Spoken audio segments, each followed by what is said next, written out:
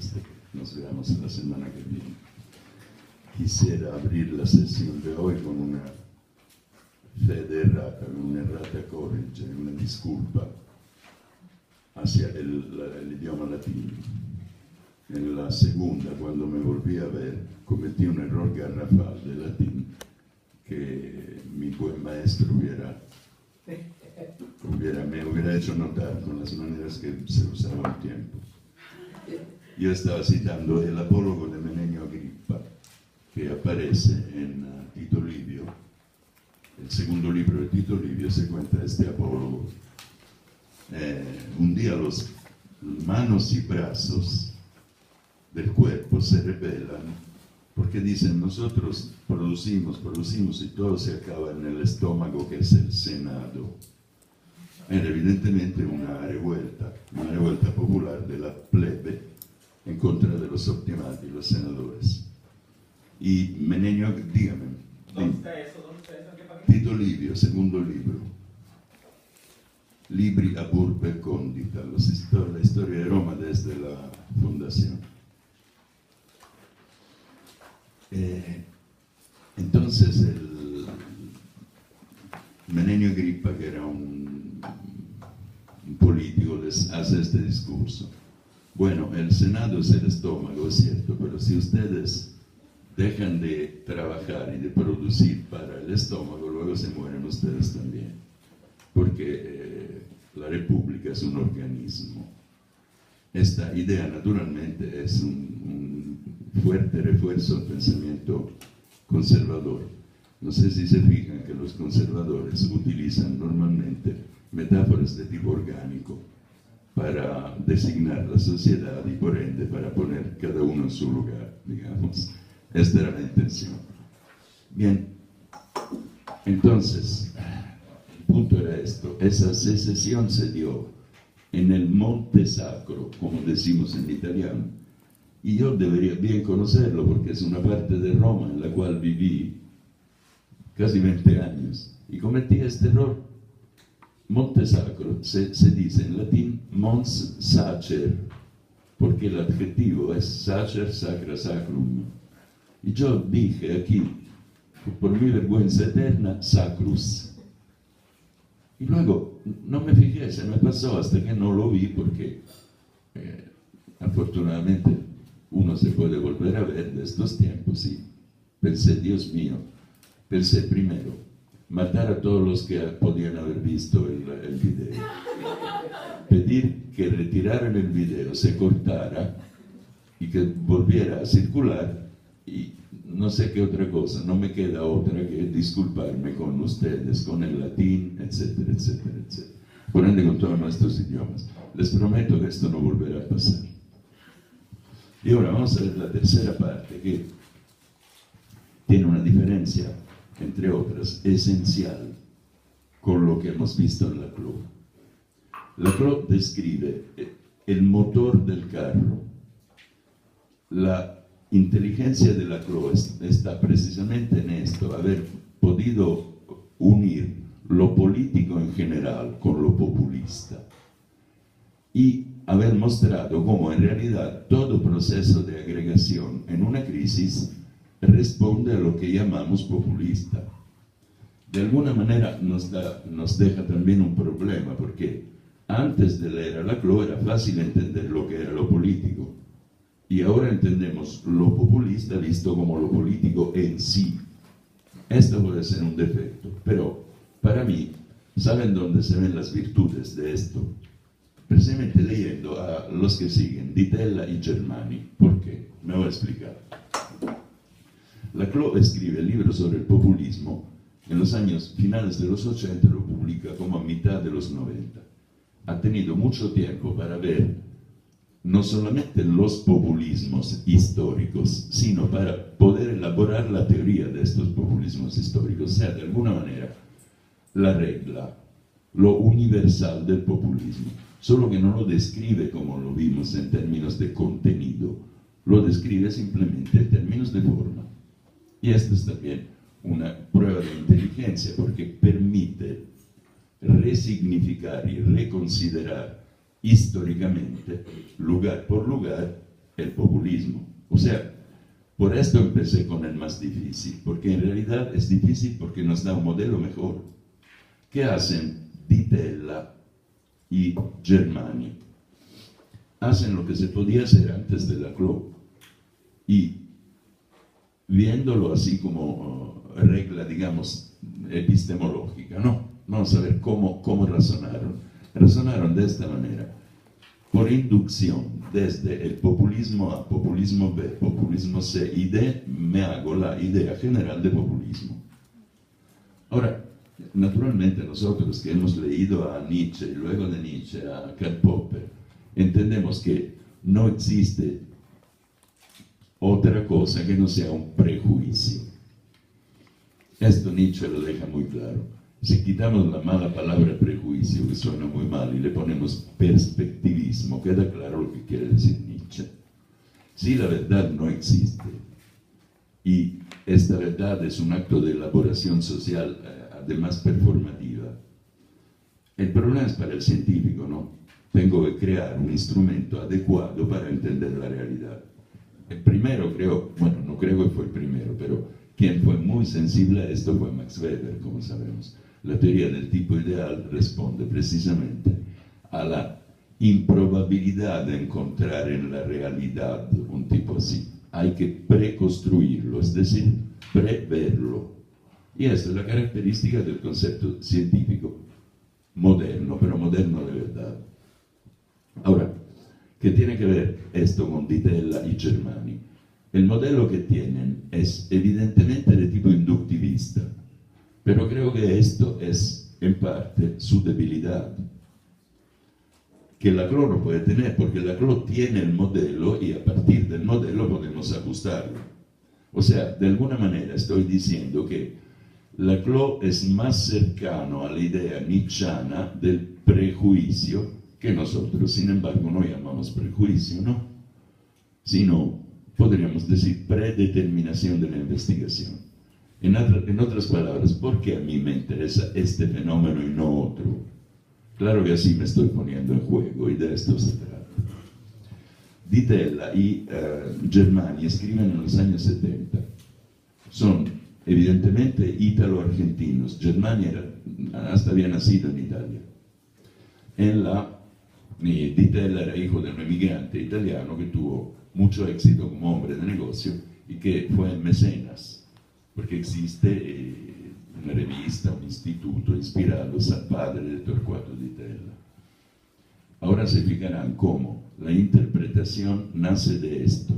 Yo tengo un cuadro histórico y de aquí voy a construir la categoría populismo, siendo que, como ya lo vimos, el término viene del ruso y que ya existía. Vamos a leer esto de Torquato Di Tella.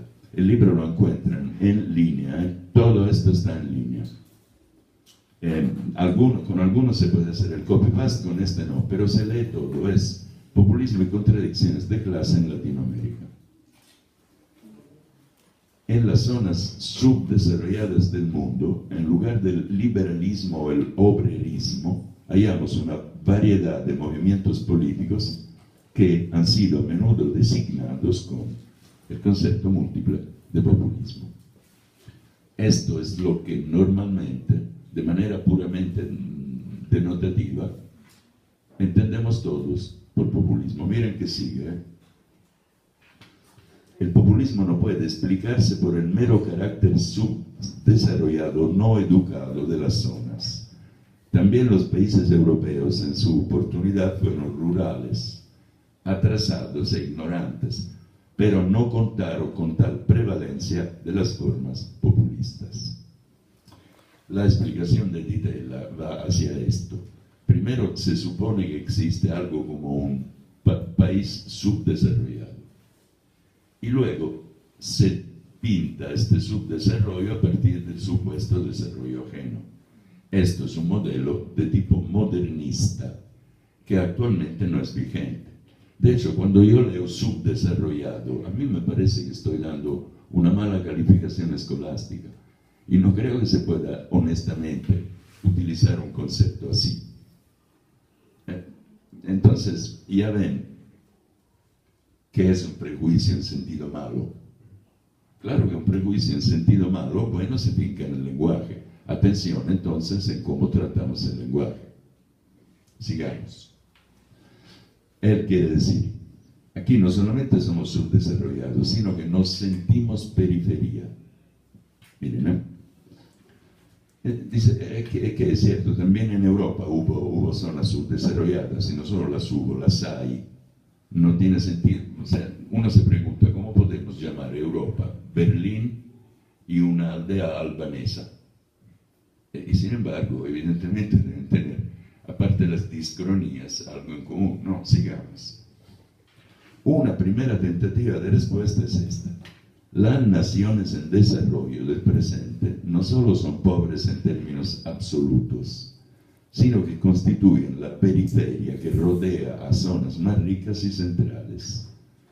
Padecen lo que los economistas llaman efecto de demostración, que debiera llamarse con propiedad de deslumbramiento.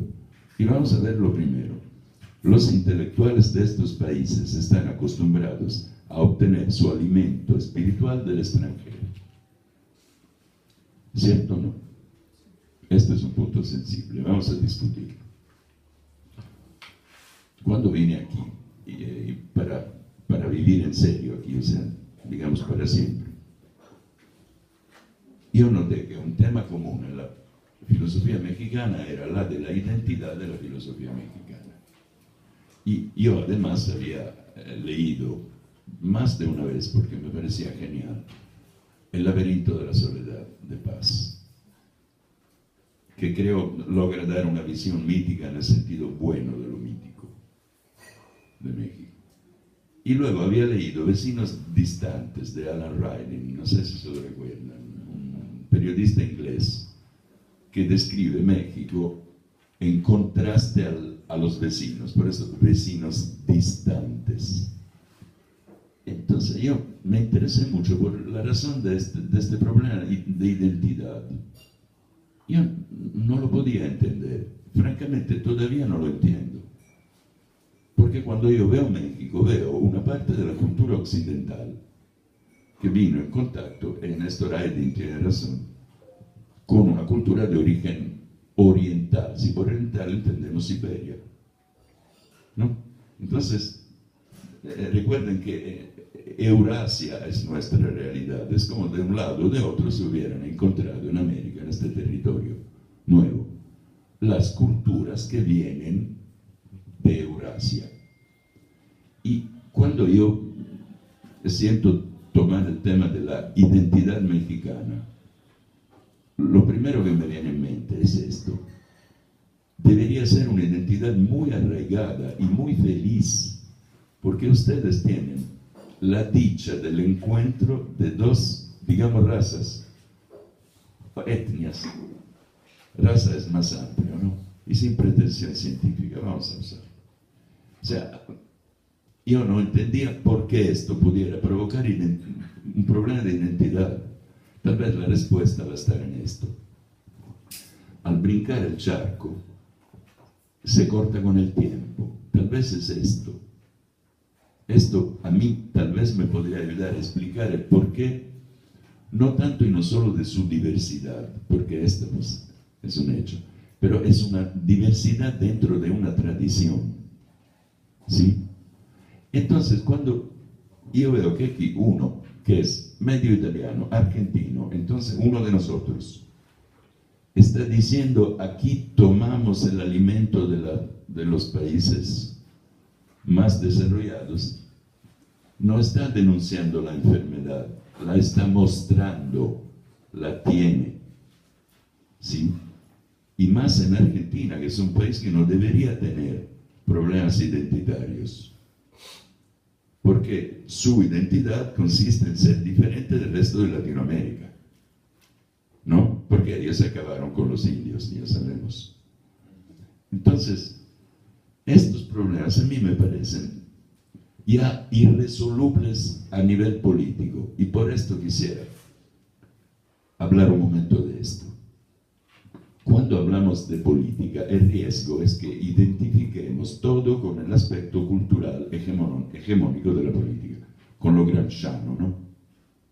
Y estamos en esto porque en el tiempo de la postmodernidad, una doctrina que ha ganado las conciencias es la de Foucault. No hay fundamento natural en el hombre es completamente cultural. Yo no sé si lo creo o no, pero mucha gente lo cree. Y esto significa, pienso yo, esto se llama nihilismo. Literalmente. No lo estoy buscando mal, estoy diciendo que vivimos en el nihilismo.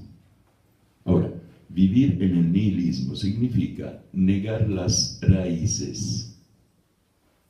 Y yo creo que el sentirse subdesarrollado sea una especie de forma más emotiva que pensada de nihilismo.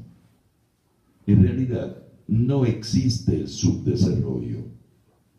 No existe. Es imposible decir esto.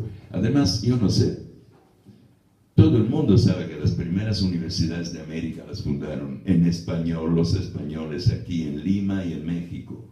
Los norteamericanos que llegaron eran 4 muertos de hambre, fanáticos religiosos. Para tener su universidad tuvieron que esperar el siglo XVII.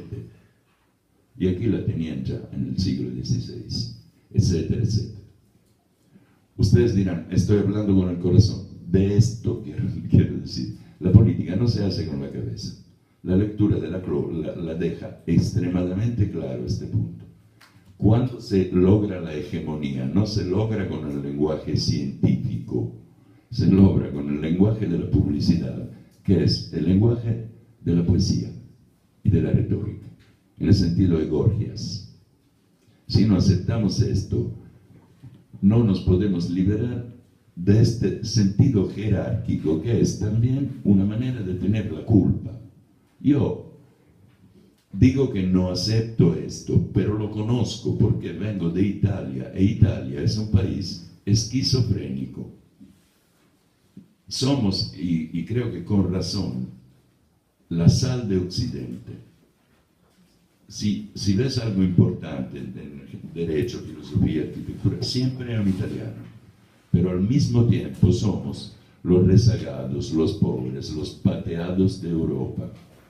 Somos la parte europea que perdió la modernidad. Porque cuando nosotros fuimos potentes, los países protestantes conquistaron el Atlántico, no el charquito mediterráneo, cortaron nuestras rutas, los productos importantes de Italia se hundió en un lujoso desprecio de los que hacían dinero, en lugar que hacer cultura. Y esto es un sentido de inferioridad. Hay sentido de inferioridad en nuestro resurgimiento nacional.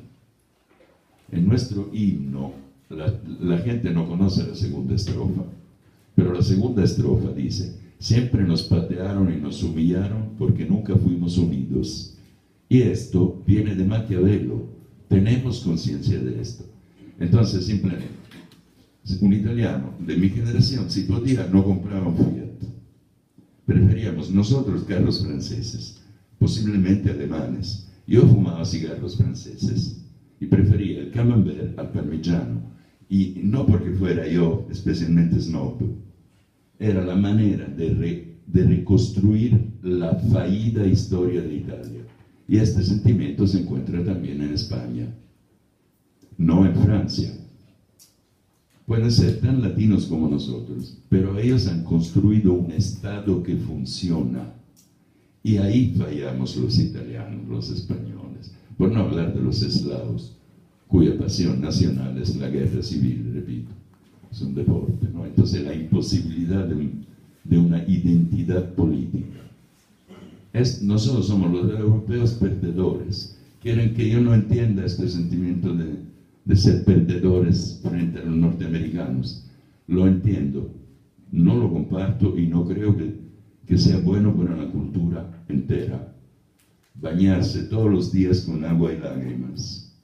¿Qué es esto que más o menos está haciendo este Di Tella?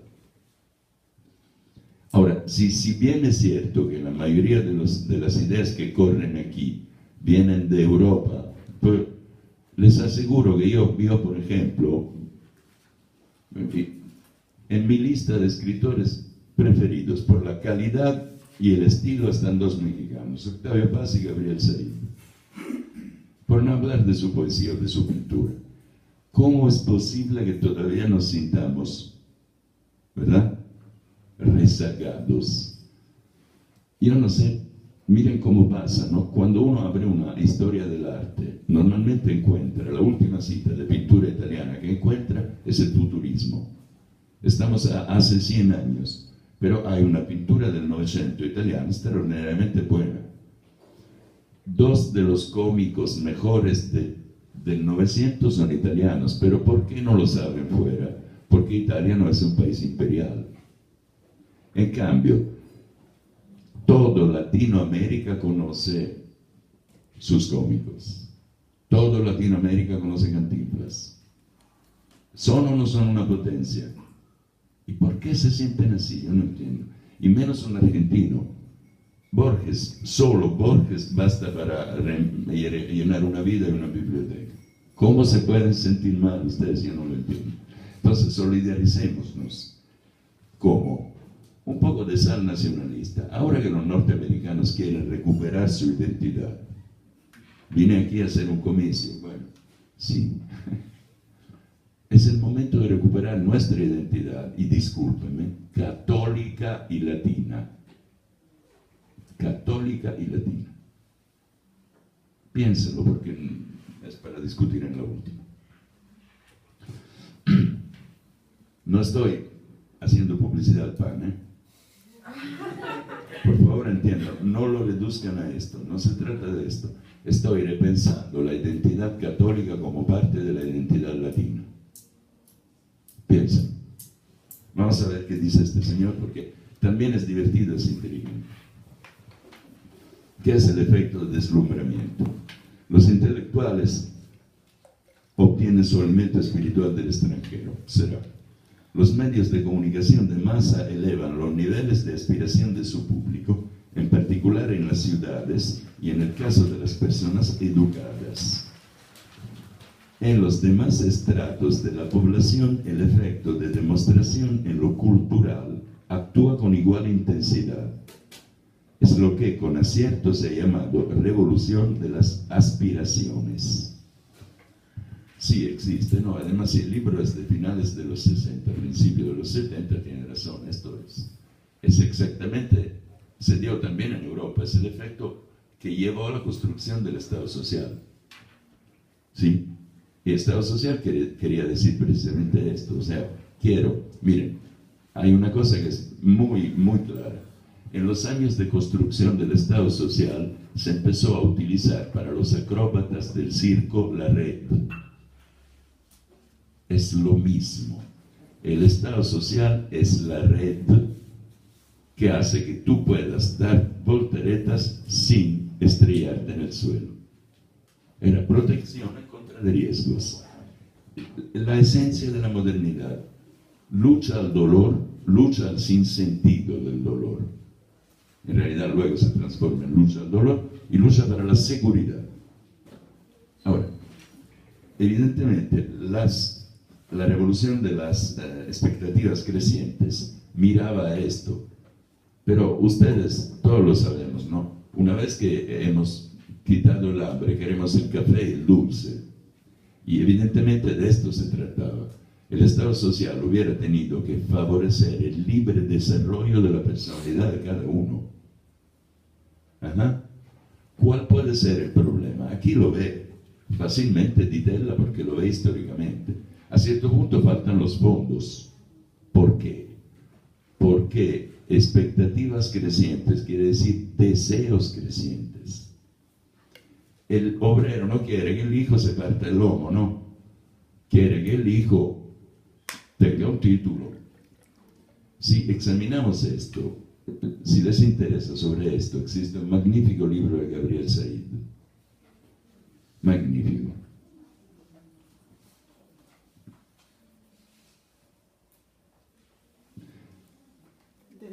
la economía presidencial.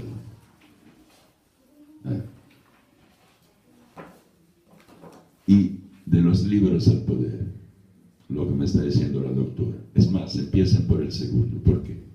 Ahí se pregunta, se pone una pregunta elemental. Todos queremos un título de estudio, ¿no? Ahora hasta existe postdoctorado, luego existirá postdoctorado, es inevitable, porque la universidad vive de esto, hablemos claro, y de fondos públicos, ¿no? Por esto siempre tenemos que decir que sí, sí, sí. El intelectual. Pero si un día llegásemos a tener todos los títulos, ¿quién barrería? Saben que esto pasó en Europa. Nosotros tenemos mucha gente con título de estudio superior, desempleada porque no hay, pero importamos fuerza, trabajo. ¿Para qué? Para la pizca de las naranjas. Porque un licenciado no lo puede hacer, le duelen los riñones. Esto es el punto. Es un desastre y vamos hacia esto también en México.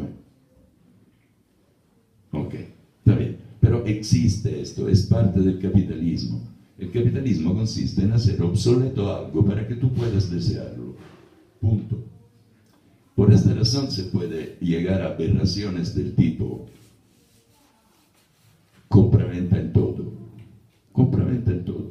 Los acuerdos matrimoniales que hacen las stars se fundamentan precisamente sobre el principio que sugirió a Hobbes, la construcción del Estado.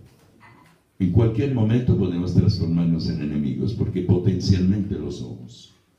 Entonces vamos a seguir.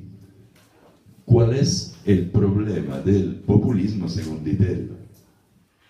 A cierto punto pasa esto, No hay dinero. Necesariamente se produce un atolladero, una crisis económica, por ejemplo.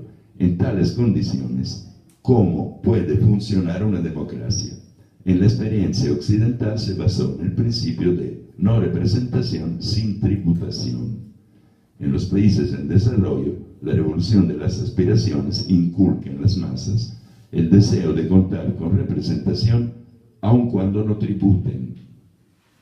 Qué fuerte, ¿no? Está diciendo de una forma un poco brutal que puesto que hay mucho subdesarrollo, hay mucho subproletariado, hay mucho lumpen, ¿no? El lumpen se escapa completamente a la condición de fiscalización normal, ¿no? Todos tenemos que pagar los impuestos, menos ellos, porque viven en la precariedad, viven en el mercado negro, etc. Evidentemente, sin embargo, a pesar de no ejercer, de hecho, los derechos democráticos tienen derecho al voto. Lo que está diciendo Vitella es, si se presenta el tipo capaz de capturar esta gente, será el famoso líder populista. ¿Es cierto o no? Sí, es amargamente cierto, pero no es científico. ¿En qué sentido? Porque se fundamenta sobre observaciones extraídas de la historia y de la experiencia.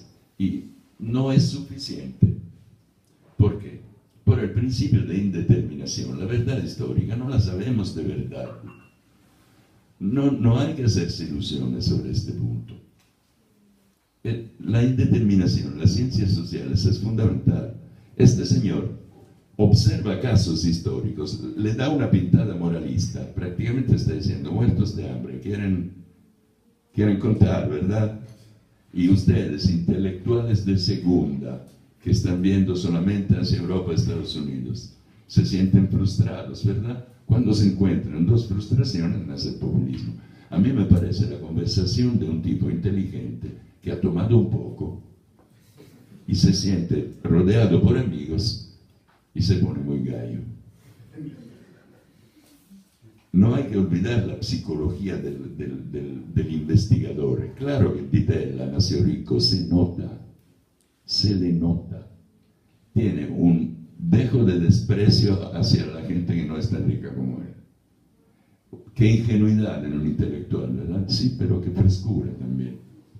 Prácticamente está diciendo que nosotros, ahí viene la crítica seria, esta era individual, personal, psicológica, que nosotros, como somos intelectuales, o sea, inteligentes, pero mal pagados, y tenemos mucha frustración, queremos liderar algún muerto de hambre que nos pueda apoyar en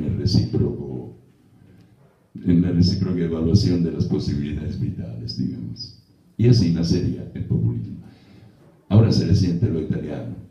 Tanto Di Tella como Germani tienen el defecto de la formación del intelectual italiano.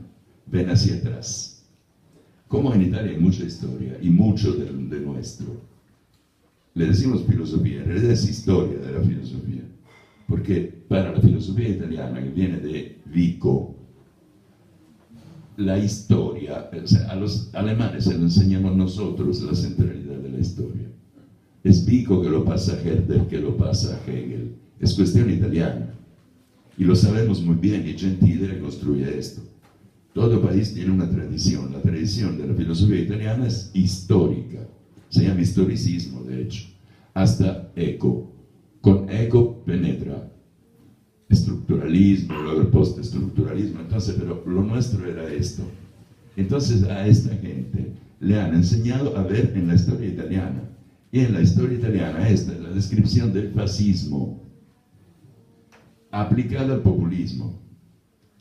Gran parte del fascismo italiano, miren, nosotros los vemos solo como matones. No es de ninguna manera así. No solamente el nacionalsocialismo tuvo 3 grandes pensadores a su lado, sino 4. El fascismo italiano tenía pensadores. ¿Y saben de qué tipo? Precisamente de esto. Modernistas cansados de la historia del país. Gente que veía... ¿Por qué Marinetti, el manifiesto del futurismo, lo publica en el Figaro en francés? ¿Les gustaría que un pintor mexicano proclamara un movimiento mexicano desde el New York Times?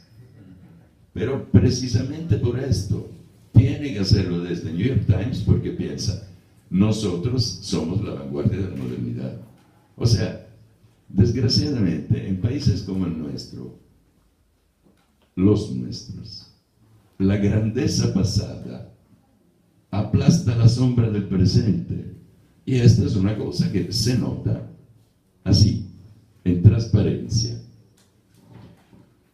Estuvo hablando, en práctica está hablando de cómo se instauró el fascismo en Italia. Grupos de minorías, con presencia de intelectuales que no eran, repito, solo matones, pero forjados en el ambiente de violencia de la guerra, aplica concretamente lo que se llamaba blanquismo en la tradición de la izquierda.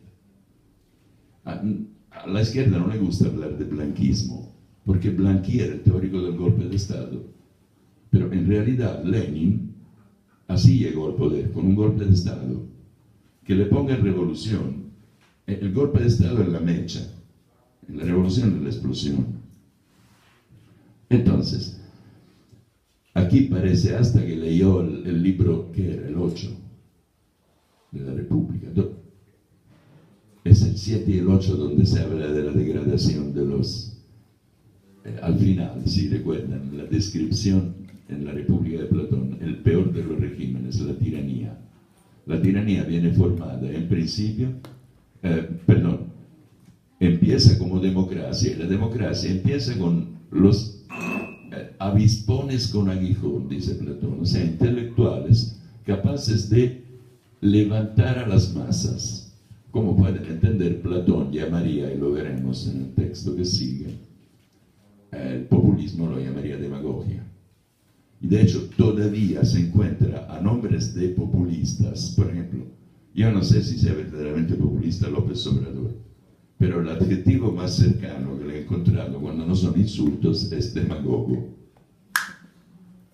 No sé, pero fíjense, la palabra misma, demagogo, agogein significa conducir, pues conducir el pueblo, jefe de pueblo, ¿no? Líder, sería literalmente líder, ¿no? Y es sola la palabra viene con sabor a antigua Grecia.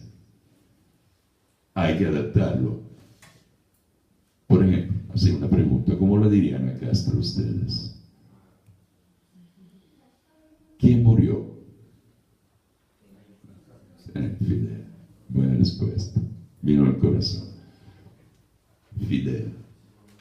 Cuando dices Fidel, hablas precisamente de la persona y era lo que entendía Laclau. Si le decimos tirano, es desde el punto de vista liberal. Si le decimos, no sé, vanguardia de la revolución, se entiende, ¿no? Pues, entiende. Todo adjetivo sirve para definir. De hecho, tenía razón Aristóteles, género próximo, diferencia específica. Murió Fidel. Y de hecho, así lo tituló, creo, el primero que vi en la mañana, que era el milenio. Murió Fidel. Hay que entender que no murió un politicastro. Fidel se mide con Stalin, Hitler, Mussolini, Churchill, Adenauer. O sea, estoy hablando de la crema, ¿no? La crema.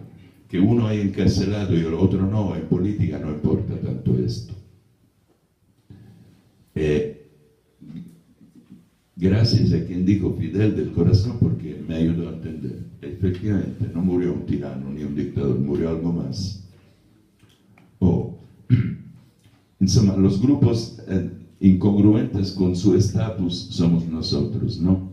Que estamos aquí, porque todos quisiéramos tener mucho dinero para ir a la muestra en París, la semana después viene el ópera en París, etcétera, también en Londres, pero no todos, desgraciadamente, podemos vivir así. Cristiano Ronaldo podría, pero no creo que le interese. ¿Sí? Entonces, por incongruentes con nuestro estatus, porque somos cultos y pobres, y esto es intolerable en nuestro corazón, pasa esto. La proliferación de grupos incongruentes produce un vasto número de élites potenciales dispuestas a brindar un liderazgo. A los sectores superiores y medios les es necesario utilizar ideologías demagógicas. De otra manera no tendrían el apoyo de las masas. Esto es Mussolini y su construcción del consenso. ¿A quién se puede haber referido? Yo digo, este es argentino.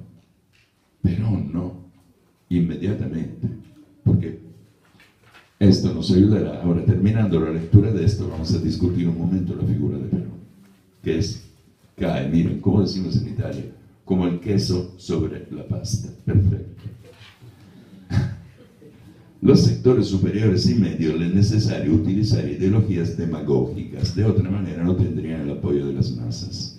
Los estratos más bajos de las masas podrían contentarse con un liderazgo personalizado carismático, con tal que lo considerase antiimperialista y anti-oligárquico. Me paro aquí y comento hasta aquí porque luego hay que comentar otra cosa. Prácticamente, para los pobres diablos mal escolarizados existen las figuras de este tipo.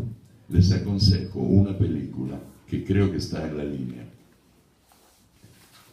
Es una verdadera maravilla, de Ettore Scola, con Mastroianni y la Loren, o sea, la crema de nuestros actores. Se llama Un día especial, una giornata particolare.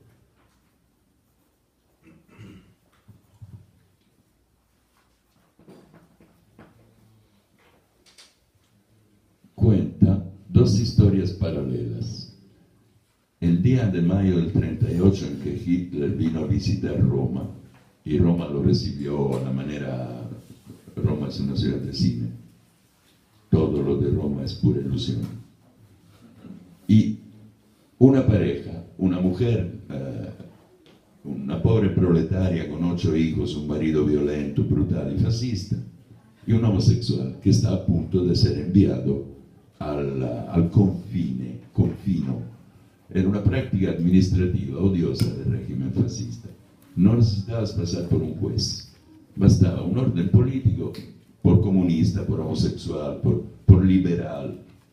Te metían 8 años, 10 en una isla en medio del Mediterráneo, rodeado por cabras, 2, 3 carabineros, un cura y 20 pescadores. O sea, esto le pasó a gente de gran talla, ¿no? Carlo Levi, por ejemplo, escribió el famoso libro Cristo se paró en Éboli, que cuenta precisamente esto. régimen autoritario, hacía cosas por el estilo. O vean esta película porque entendemos claramente cuál podía ser la vida de una familia microburguesa o hasta proletaria italiana en el 38 y la opresión de la mujer y de las minorías. O sea, es un libro de veras hecho de corazón, que además te enseña la práctica del totalitarismo barato en todos los santos días. Ahora, con tal que lo considere antiimperialista y antioligárquico, era Mussolini así. ¿Por qué creen que Italia se metió en la guerra de España? Porque ayudaron concretamente a Franco. Mussolini envió 140.000, 15.000 italianos se quedaron en España muertos. O sea, fue una cosa muy seria. Conquistaron en 9 meses Abisinia. ¿Por qué? Porque Mussolini tenía resentimiento y quería... Mussolini había entendido el resentimiento nacional. ¿Cómo? Un gran país como nosotros no tiene colonias. E Inglaterra, que era bárbara cuando nosotros 3 veces la colonizamos, tiene colonias y nosotros no. ¿Cómo se llama esto sino sentimiento de inferioridad? Luego, claro, los ingleses te abofetean, obvio, porque Mussolini hizo la guerra esperando que ganara Hitler, ¿no? O sea, corrió en ayuda del ganador, no más que no ganó el ganador. Y así pues, ven todo lo, ¿cómo podría decir? Los efectos de la frustración que cuando es nacional es grave, porque te puede llevar a guerras. Y antioligárquico, ¿quiénes eran los oligarcas de aquel entonces? Los ingleses, ¿no? Inglaterra. Inglaterra terminó de ser Inglaterra después de la Primera Guerra Mundial, pero nadie se dio cuenta. Todavía la armada inglesa, la Royal Navy, era la más potente del mundo y se hacía temer en todos lados. Entonces, vamos a hablar un momento de esto, ¿eh? Terminemos la lectura y una pequeña observación quisiera hacer sobre Perón. A cierto punto dice, las masas se conforman. Si ven la película se dan cuenta que sí se conformaban, ¿cómo no? Pero los intelectuales marginales o subocupados exigen un mayor refinamiento ideológico. El malabarismo de conceptos en los libros de Lenin, Mao o Castro debe tener en cuenta este hecho. Lo que importa es su capacidad de convertirse en palabras sagradas. Y luego viene la definición. Vamos a discutir esto. También los intelectuales fascistas, marginados, pero no tanto, pretendían un mayor refinamiento ideológico. Y la cuestión es muy simple. Cuando un gobierno populista llega al poder, ¿cómo los hace contentos a los que escriben, dan clases, conferencias, salen en la tele? Según ustedes, un régimen populista o totalitario necesita de intelectuales, ¿o no? ¿O se divierten con nosotros como los dioses de Platón con los hombres de las leyes? Nos necesitan, sí, porque nosotros somos los que construyen la hegemonía. O sea que de un lado necesitan formarnos, del otro, como desgraciadamente necesitan de muchos, no nos pueden pagar bien. Pero el problema es precisamente esto. La posición del intelectual en la sociedad es un desastre, porque se cree mucho, pero posee poco, y esto es muy cierto. Por esto, los políticos en el fondo creen que a nosotros se nos puede hacer contentos porque hacemos las cosas por amor al arte. Y en la mayoría de los casos es cierto. Digo muy bien, Ernst Jünger, que el secreto de la explotación es cuando alguien descubre lo que te apasiona. A este punto estás en sus manos. Piensa en la relación del pusher con el drogado. Y esta es la situación del intelectual. Nos gusta nuestro trabajo y seríamos capaces de dar volteretas también sin la red. Pero El problema es a quién sirve nuestro trabajo, porque al fin y al cabo siempre estamos al servicio de alguien. Es difícil ser verdaderamente independiente. ¿Recuerdan la voltereta genial de Kant? Por ejemplo, yo trabajo para la universidad, me pagan, ¿no? Entonces tengo un doble deber. Como maestro y parte de la institución debo hacer lo que debo hacer. Pero como intelectual, fuera de mi función pública, tengo no solo el derecho, sino el deber de criticar. Y esto es un principio liberal que cuando funciona, funciona. Pero tiene más que ver con la conciencia que con la sustancia del trabajo intelectual. Porque claro que servimos a la sociedad, ¿cómo no? El problema es servir a la manera gramsciana o servir a la manera, vamos a inventarla, yo pienso, libertaria, por ejemplo.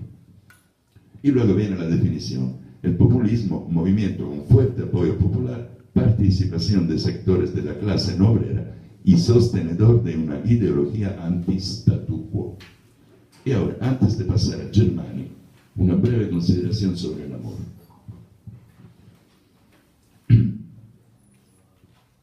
Italia tuvo su jefe carismático, Mussolini, y Argentina tuvo Perón.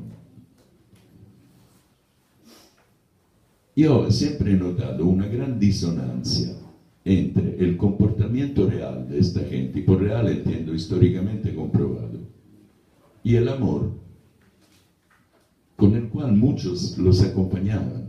Yo pienso que es inversamente proporcional, y esto me muestra el aspecto irracional de la política. Sin condena lo digo. Mussolini llevó a Italia a la desgracia. Nunca habíamos tenido en nuestra... Miren, la última vez que nos habían invadido del norte y del sur era en el VI siglo, para entender.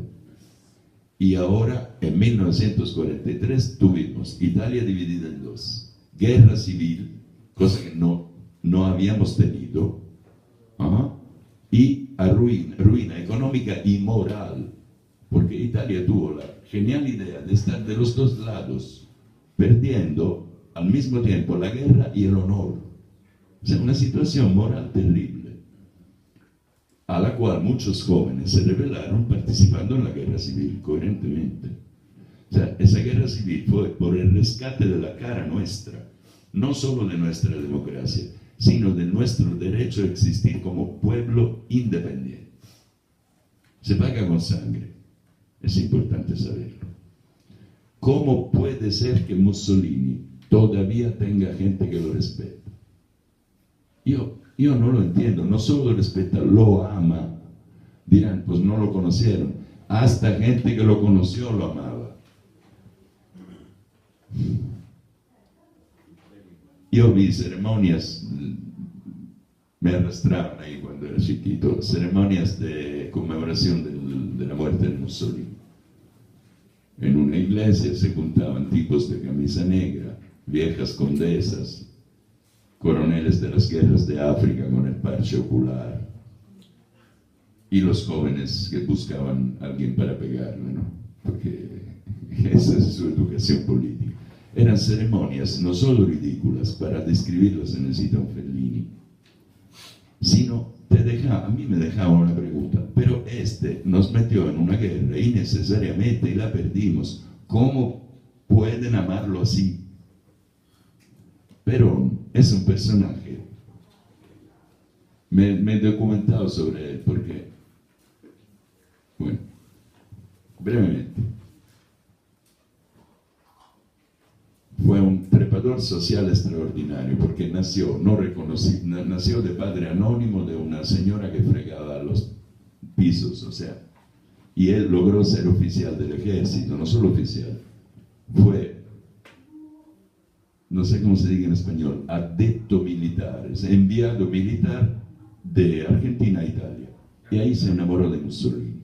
Cuando a Mussolini le iba bien, antes de que se viera la sustancia del hombre y de la nación, volvió a Argentina feliz porque conoció el corporativismo italiano y escribió cosas sobre Mussolini. Parece que le apareció la Virgen, no puede ser de menos. Dijo que al ver Mussolini le temblaban las piernas. Mussolini fue cargado de un carisma extraordinario. Vuelve e implanta, bueno, entra como ministro en un gobierno conservador. Se presenta a las elecciones aprovechando de un temblor en el cual desplegó la fuerza militar en favor de la población. Se hizo popular, total. Su carrera empieza en el 43, está como 10 años en el poder, en el 55, un golpe militar y lo eliminó. Su verdadera fuerza fue su mujer, no la única que tuvo porque tenía una afición vergonzosa para jovencitas. Y además, siendo un hombre pues evidentemente un militar machista, frecuentaba prostíbulos de lujo donde conoció una bailadora, una cantadora y bailadora, Eva Perón. Fue un encuentro de amor, la verdad parece, ¿no? Pero parece que la tipa tenía el ánimos de la lideresa, porque en realidad fue ella la sustancia de la entronización de Perón. Y además muriendo como una mártir a los 33 años de cáncer al útero. Y a Perón había hecho otro daño, y su primera esposa también se había muerto de cáncer al útero. A mí a veces me viene en mente que el tipo era diabólico. Saben que leyendas de la Edad Media dicen que el pene del diablo es diferente de todos los demás porque es frío y te mata. Este tipo mató 2 esposas de cáncer de útero. No estoy diciendo nada científico, pero piensen un momento. Esa mujer construyó el mito del peronismo. Y en una nación culta, inteligente, que todos queremos y admiramos, había gente que escribió esto. San Perón, hacían la canción a Santa María Evita y cosas así. Perón tiene siempre la razón. En un discurso a las madres argentinas dijo: gracias mamá si les enseñan a los niños a decir Perón antes que a decir papá. Y luego escribía en un periódico bajo pseudónimo de sí, y escribe esta frase que no se me olvidará. Tuve que escucharla 3 veces del conferencista en YouTube. Luego le digo quién es el conferencista. Es un liberal muy cortante. Digo: Cristo se limitó a crear el cristianismo, pero Perón le trajo ventaja. Yo creo que cuando uno llega a este punto, está fuera. La muerte de la esposa, además, le quitó el apoyo moral. Y total, después del golpe del 55, se hizo deponer. Y luego otra vez, ya saben, el triste otoño de Perón en manos de un brujo, de otra mujer sin cerebro, con piernas, nada más. ¿Cómo es posible que gente como esta todavía esté rodeada por el amor? Entonces, ahora un profesor se puede levantar, seguro que los hay, todos lo son aquí. Levantar la mano y dice: bueno, porque no es racional, especialmente este punto, la vida no es racional y menos la política. En realidad, esta gente le pasa lo que le pasa a cualquier enamorado. Cuando uno se enamora, no escoge. Y es una especie de genio, enamorarse de la persona equivocada. No todos tenemos esta capacidad. Pero pasa. Entonces, la idea de que la política sea una operación racional, como la sugieren Rawls y Habermas, moral racional, temo que no funcione. Temo que tengan razón estos, los rudos. Lo mismo dice Germani, prácticamente dice lo mismo que dice Di Tella. Lo vamos a leer y luego yo creo que, vamos a ver cuándo llega la hora del café, ¿va? Mismo libro, Democracia representativa y clases populares, se llama el artículo, en populismo y contradicciones de clase.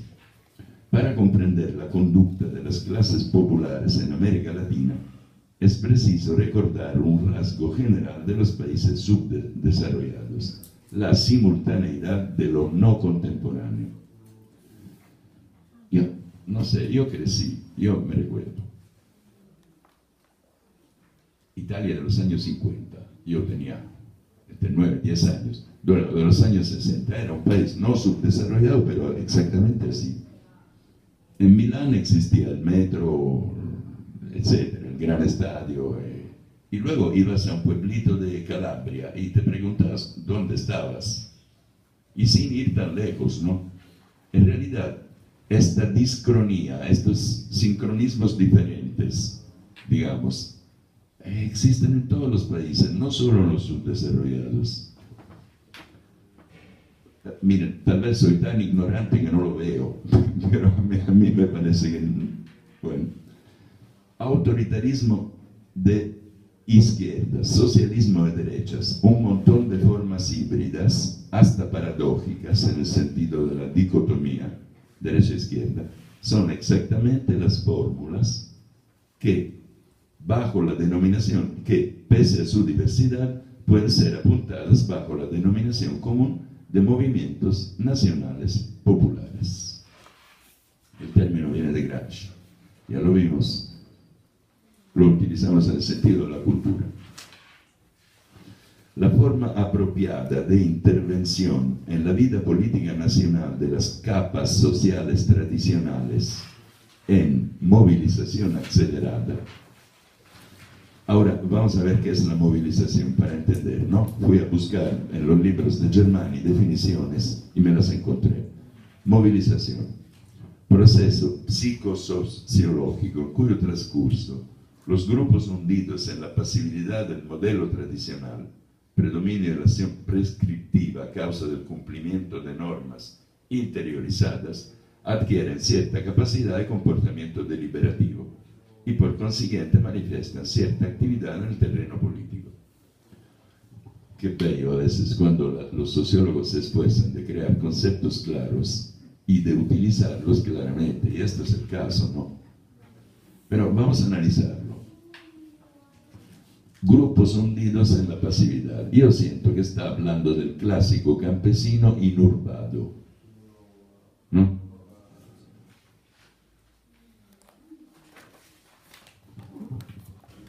El campesino inurbado es uno que viene con una ética bien inculcada, con una religión bien inculcada y todo en un ambiente en el cual esto ya no vale. Evidentemente tiene que resignificarlo todo. Y esto es una manera de estar en crisis, quede claro. Es psicosociológico. Yo, que amo mucho a Carl Gustav Jung, me pregunto cómo se puede decir que algo no sea psíquico. Yo pienso que todo es psíquico, francamente, que fuera del alma no existe nada, pero quiero que se entienda claramente, ¿no? Aquí el punto es en qué medida yo me muevo según un modelo social y en qué medida me lo creo, lo aspiro a, etc. Lo psíquico se entiende. Adquieren capacidad de comportamiento deliberativo, o sea, ya no dicen que sí, no más porque sí. Estamos frente a una especie de... O sea, a este punto tomo conciencia de que soy uno que puede decir que no. Esta sería la movilización. Y puede ser acelerada. Vamos a ver. Volvamos a leer entonces. Dice: la forma apropiada de intervención en la vida política nacional de las capas sociales tradicionales en el transcurso de su movilización acelerada produciría el populismo. Esto es lo que está diciendo Germani. O sea, se está refiriendo evidentemente al proceso que acompañó, vamos a ver, la economía argentina en los años 30 no estaba tan estirada y tan mal como para provocar una dictadura. Lo estuvo a finales de la Segunda Guerra Mundial, y esto de hecho provocó el nacimiento del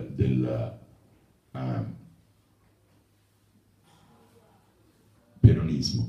Yo me pregunto si Germani aquí está utilizando la experiencia en Argentina para hablar de lo suyo, porque a este punto sí está lejos de lo que pasa en Italia, porque en Italia no fueron masas en movilización acelerada las que hicieron el fascismo. La movilización no la hizo el fascismo, la hizo la Primera Guerra Mundial. Mussolini había intuido muy bien que soldados campesinos que vuelven de la guerra no vuelven como campesinos, han aprendido la organización industrial de la modernidad en el ejército.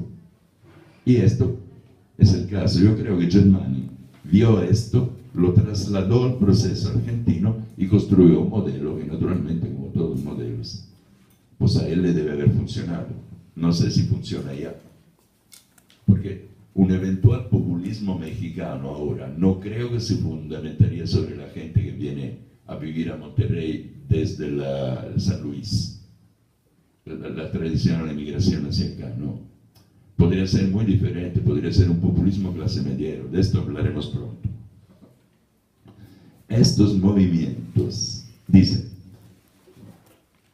en estos movimientos, en los regímenes que establecen, es donde encontramos la divergencia más significativa con el proceso de la extensión de la participación política efectiva según el modelo occidental. Por modelo occidental, el modelo liberal democrático clásico, democracia representativa. Como siempre, ya ven, tenemos el modelo inglés, el modelo francés y vemos hacia allá. Y además la complicación aquí es que ustedes también tuvieron el modelo norteamericano, o sea, una forma de federalismo que evidentemente Europa no conoció. Luego, estos movimientos nacionales populares aparecieron y siguen apareciendo en América Latina en cuanto al grado de movilización rebasa la capacidad de los mecanismos de integración. Y aquí vamos a ver la definición que él da de integración. Esta sería, estos grupos rezagados, intervienen en la vida nacional con movimientos espontáneos de protesta, explosiones abiertamente revolucionarias, movimientos religiosos, actividad política dentro de los partidos, participación en las elecciones. Esta forma particular de intervención la podemos definir como integración. Presenta dos rasgos distintos. A, la que es vivida dentro del marco institucional. B, la que es vivida como legítima en los grupos movilizados. Muy bien. Está muy cierto, ¿no? Las manifestaciones de católicos en contra de la ley de igualdad, según ustedes, ¿de qué tipo eran? ¿De tipo A o de tipo B?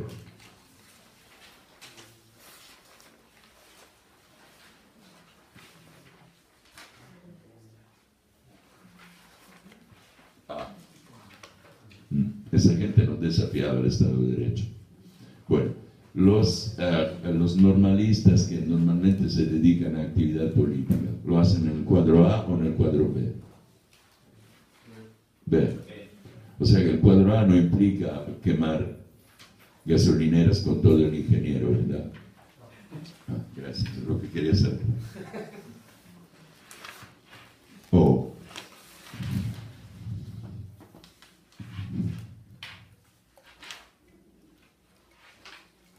si no, seguimos con la lectura. ¿Qué página es? 42. Sí. Democracia y autoritarismo en la sociedad moderna. Otro cuarto de hora y luego vamos a la pausa, como ven, ¿eh? Yo veo ya el cansancio y también lo tengo, pero es mejor leer cansados a estos que son fáciles, porque luego cuando llega Zizek, por ejemplo, es para leerlo antes del segundo o tercer café. Hay que recordar que las ideologías de la gran mayoría de los movimientos autoritarios tratan en realidad una mezcla de derecha e izquierda. ¿Es cierto? Sí. Ciertísimo, absolutamente cierto. La tesis central que me propongo desarrollar aquí es que si bien la democracia moderna haya su base teórica y práctica en la modernización y el desarrollo económico, estos mismos procesos encierran contradicciones intrínsecas que pueden en algunos casos llegar a impedir el surgimiento de regímenes democráticos y en otros llevar a su destrucción. Vean cómo es mecánico esto, ¿no? O sea, está diciendo, no lo dice aquí, pero lo dicen el concepto queda claro. Modernización implica economía de mercado, construcción de un mercado y sujetos de mercado, o sea, gente que compra y que participa en las elecciones, o sea, nosotros, ¿no? No un campesino aislado en los montes del sur de Italia, nosotros. Ahora, si se realiza la modernización, necesariamente tendremos que construir un régimen liberal democrático. No es cierto. Es precisamente este el punto. ¿Cómo pueden usar este modelo? Entonces yo he llegado a pensar así. Se usa en parte porque te permite medir. Si el avión puede volar a 3.000 pies, si está a 2.000, no está en el máximo. Y esto lo sabemos, ¿no? Nadie lo obliga a estar a ese máximo. Pero el supuesto, esta idea ingenua de la modernidad arrolladora, que nadie la para. Entonces un día Paraguay tendrá instituciones como Francia. Vamos, es absurdo. Es precisamente esto el punto. A mí me estimuló mucho leer a Laclau, porque me recordó lo que había leído claramente en un pensador católico de derecha italiano. Luego les digo, es el traductor de Carl Schmitt, luego les digo cómo se llama. El tipo, en plenos años 70, cuando nadie se lo hubiera esperado, estaba diciendo, ¿ma estamos seguros que para la mentalidad italiana la liberal democracia sirve? Obviamente lo cubrieron de insultos, ¿no? Oh, ¿cómo que somos changos? No podemos tener las instituciones de los ingleses. Pues no, evidentemente. O sea, la vieja solución del fascismo tenía algo muy cierto. No al régimen universalista liberal democrático. Y además, quien ama mínimamente ruso se da cuenta de que es una democracia totalitaria. No solo existe la democracia liberal. ¿Y por qué los italianos que no son liberales deberían aceptarla?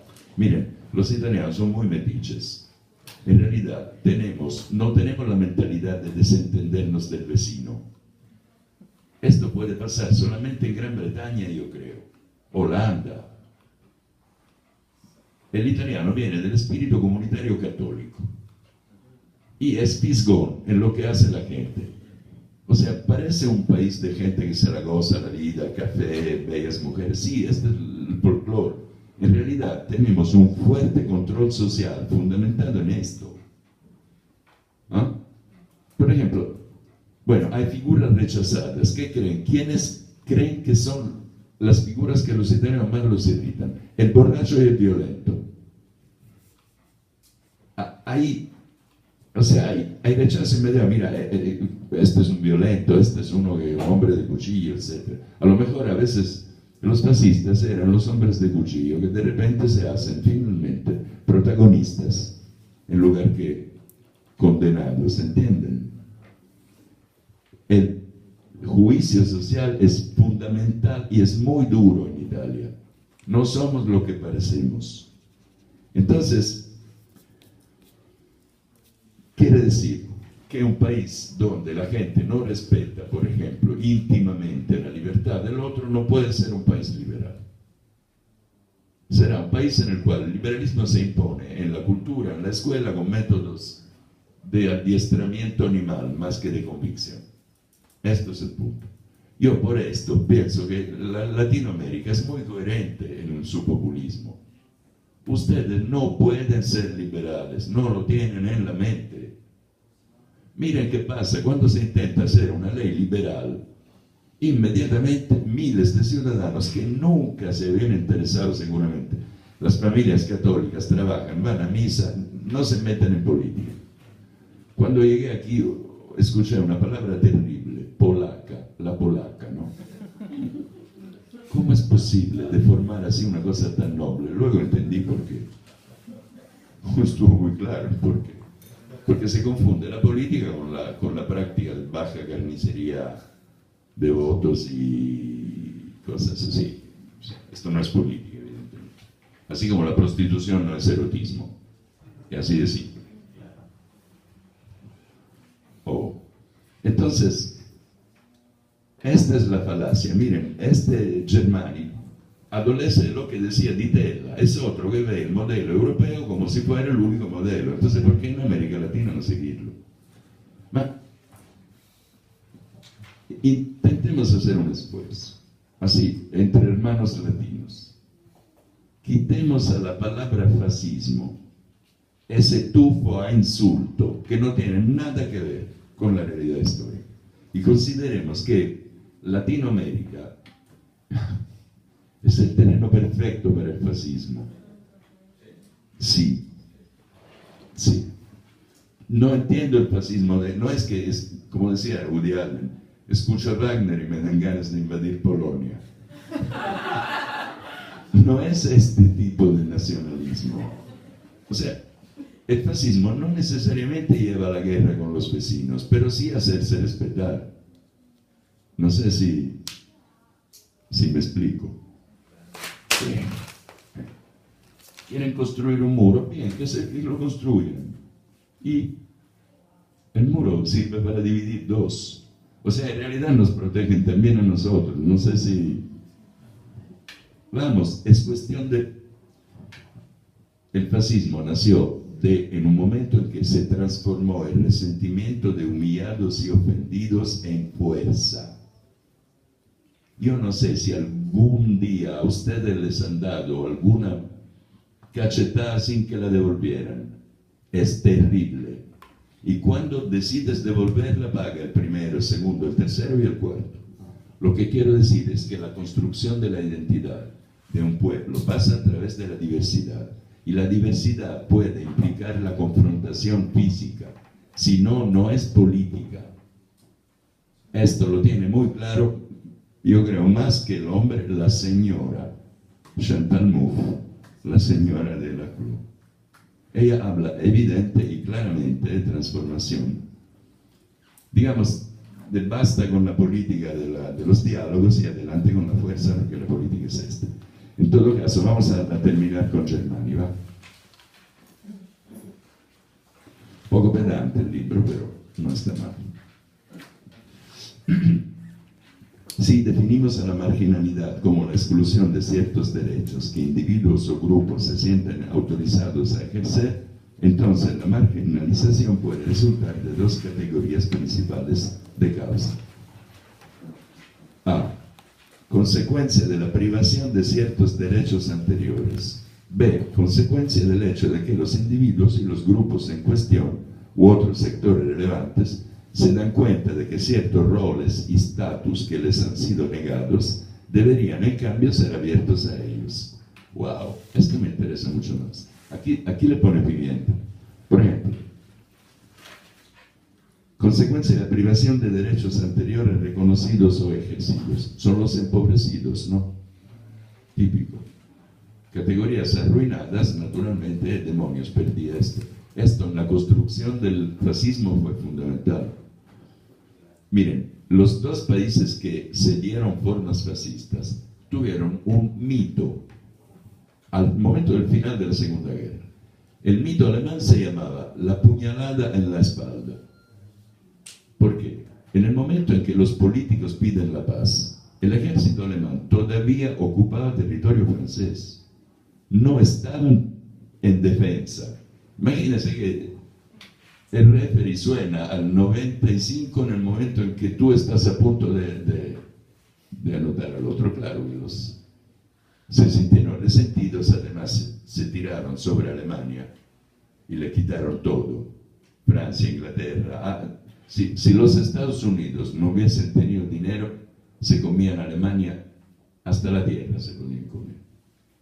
Italia lo mismo. Italia entra en guerra con la promesa secreta de expandirnos a daños de Turquía, Grecia y Yugoslavia. Nosotros no lo sabíamos. Nos habían contado que era otra cuenta. Cuando al momento de la paz obtenemos menos, se empieza a hablar otro mito, victoria mutilada. Y no fue Mussolini que la animó, fue el poeta D'Annunzio. Entonces, cuidado. Italia tuvo esto, entra en la guerra, por milagro la gana, pero sale como si hubiese perdido el lugar que ganarla. ¿Ves que hay que acostumbrarse a tener dinero? No basta con tener dinero, hay que saber ser ricos. Italiano no lo supo ser. Tienes una victoria en una guerra mundial de ese tamaño, con 700.000 muertos, 1 millón de heridos y mutilados, y no la aprovechas. No la aprovecharon. ¿Por qué? ¿Qué quiere decir? Atención a la psicología, porque en realidad no hay nada fuera de esto, yo creo. Y no solo para hablar de Italia, aquí se trata de una situación actual frente a la ruptura de un pacto sórdido con unos vecinos que no nos quieren y que nosotros no queremos. Cuando estas demandas adquieren gran intensidad dentro de un corto periodo de tiempo, como por ejemplo cuando están causadas por un rápido cambio social o eventos traumáticos, tienden a originar formas de rápida movilización social y política y ponen una fuerte presión en el orden social. En esto estamos de acuerdo, también la CLO lo dice, estas presiones se dan en momentos de crisis. Entonces, efectivamente, fíjense que en momentos de crisis surge lo mejor de la filosofía política. Si se fijan, siempre los grandes filósofos políticos han escrito en momentos de crisis. Platón, por ejemplo, cuya vida fue una crisis permanente después de los 30 años. Pueden producirse en estas crisis conflictos explosivos y tal vez podría un régimen totalitario o autoritario tender a aparecer. Una distinción clásica en las ciencias sociales, pero para que todos la manejen, la diferencia entre un régimen autoritario y totalitario. El régimen autoritario solo te pide que obedezcas.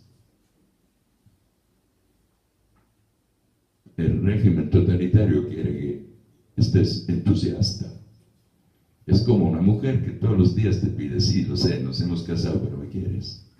Tienes que demostrarme todos los días que me quieres. Entonces mejor el café en la cama, no grites, no veas el partido con los amigos y cosas por el estilo. Así. Ok. Trataré aquí de sugerir unas condiciones más generales que podrían abarcar también regímenes nacional populares autoritarios. En 1. Sociedades modernas en modernización y desarrollo. B. Algún tipo de democracia liberal. Miren, son los típicos casos latinoamericanos. Y vamos a verlo. El tipo justamente tiene enfrente la realidad que tiene enfrente. C. Debilidades en la estructura social y cultural. En cuanto al grado de adecuación de la democracia liberal a la cultura y a la sociedad, funciona para Italia. Para Italia que ahora el fascismo funciona. Absolutamente. D. Existencia de un número relativamente grande de habitantes no incorporados en la sociedad nacional, disponibles para una rápida movilización. Aquí yo confío en su inteligencia, en su conocimiento mejor que el mío de la historia mexicana. ¿Podría aplicarse, esto es pregunta, al cardenismo? O sea, en el momento del cardenismo hubo una rápida así movilización e integración, ¿o es con Miguel Alemán que llega esto? Es pregunta de un ignorante, de verdad, no tengo respuesta. Piénsenlo, por favor, si algún día me lo aclaran. Sé que está en los libros de historia, pero si te lo dicen las personas es mejor. O sea, yo no tengo claro cuándo se dio esta urbanización, porque sé que la autoconciencia de esta urbanización empezó con la tele, el cine, que hablaban de este crecimiento del DF, y he leído que con Miguel Alemán hubo dinero entraba en el país y se construía. No lo sé, lo pregunto. Porque lo veremos, Enrique Dussel presenta como populismo el cardenismo. Y es correcto porque presenta el cardenismo, entre otros movimientos, de modernizadores, digamos, acelerados. Maestro, sí. Es un hecho que sí, que entra con Miguel Alemán, pero si no hubiese estado el cardenismo, difícilmente hubiera entrado con Miguel Alemán. Me parece muy cierto esto, por una razón, por lo poco que sé, pero he adivinado esto, que el cardenismo es la primera forma de construcción de una burguesía nacional y tiene que utilizar un lenguaje anti-extranjero. Esto es el punto, creo. Entonces sí, seguramente. En realidad, esta esta demonización de los actores sociales. Por ejemplo, la iglesia siempre en contra de la libertad, no es cierto. ¿Me explico? El liberalismo siempre asesino, no es cierto, no es posible. El socialismo siempre dañino, ni hablar, claro que no, de ninguna manera. Todos dejan una herencia positiva. El problema es ser los farmacistas de la historia, y esto es un poco difícil.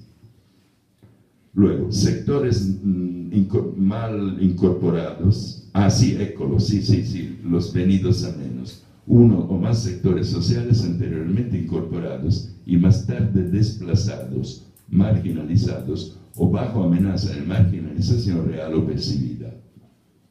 Aquí son cuestiones para historiadores, ¿no ven? En realidad se trata de esto. ¿Quién sabe cuándo y dónde ha pasado? Por ejemplo, una famosa película del neorealismo italiano, De Sica, Umberto D. Seguro la habrán visto. Umberto D. Es la historia de pensionados que con la rápida inflación de la posguerra se encontraron literalmente en paños menores. Y con todo lo que esto moralmente puede comportar, sobre todo sobre un anciano, ¿no? Gente que no tiene verdaderamente amparo. O, punto F. Cuando en un largo periodo de movilidad ascendente formalmente esperada se ve total o parcialmente bloqueada y este fenómeno se realiza en forma rápida, traumática. Y la no existencia o falta de eficiencia de mecanismos para la resolución de conflictos y de medios aptos para canalizar las masas y las élites movilizadas de manera de darle parcial satisfacción, aún simbólica, y diluir en el tiempo la presión disruptiva. Estas observaciones son muy interesantes y las podemos utilizar de esta manera, ¿no? Las tenemos a la mano y consideramos historias de casos de populismo. Son abundantes. Prácticamente parece que ahora tildan de populismo al régimen de Ecuador, de Guatemala, de Venezuela, pero Venezuela está en la falta política, creo ya se trata de otra cuestión, ¿no? Es difícil analizar el caso de Venezuela como un caso típico. Nada es típico ahí. Luego el peronismo, sí, el kirchnerismo argentino también ha sido considerado como un fenómeno populista, ¿no? Aplicando todo esto, podríamos llegar a construirnos un modelo.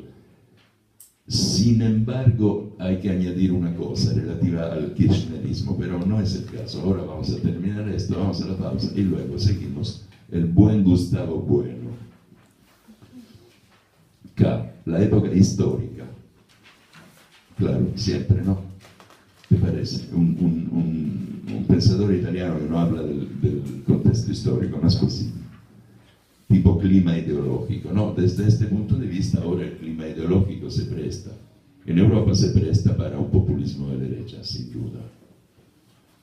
Cuando ocurran todas o la mayoría de las condiciones enumeradas arriba, podrían surgir o tener éxito movimientos y regímenes autoritarios. Entre las variedades de formas se pueden dar soluciones populistas nacionales, las que, si se apoyan en una mayoría efectiva de la población, populares y sectores de las bajas clases medias, pueden mantener elementos de tipo democrático coexistentes con componentes autoritarios. Y ahora, el primer tip. Busquen en la red Íñigo Errejón, populismo. Es el número 2 de Podemos y está en polémica con Iglesias. Es muy reciente la polémica. Errejón quiere sumar las clases medias al proyecto de Podemos. En cambio, Iglesias prefiere hablar de clase obrera, naturalmente entendiendo lo que no es clase media, ¿no? Clase media, perdón. Entonces, vayan a ver esto. Otra, si se quieren divertir, así en la cuarta nos irá mejor. La entrevista entre Pablo Iglesias entrevista a Chantal Mouffe, que además es una espléndida señora, ya grande, pero llena de feminidad y elegancia. Uno se lo imagina teórica de los ocupas, los bombaroli, como le decimos a ella. Atención, ella habla magníficamente claro. Iglesias le hace preguntas inteligentes, o sea, esto es el punto de vista sobre la izquierda. Al final les daré dos pensadores liberales para que primero dijeran uno y luego vean otro. Son tres, un cubano que es muy conocido, Carlos Alberto Montaner, pero esto es más prolijo. Son dos argentinos tremendos, Agustín Laje y Nicolás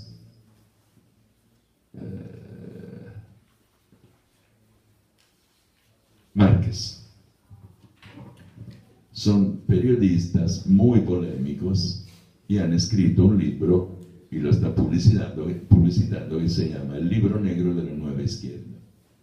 Entonces, sobre todo uno de estos, Laje, es muy bueno para explicar el neomarxismo. Claro que lo odia, pero a usted le quitan el odio y se quedan con lo que dice. Porque, digo, no es como cuando te sirven un plato en el restaurante con demasiado sal y lo puedes dejar. El odio entra por aquí y sale por acá, odio, desprecio, sin el cual no hay política. Porque también Chantal Mouffe seguramente desprecia y odia. Si no, no se hace política. Se hace cristianismo. Gracias. Vamos a fumar el cigarro, el café, etc.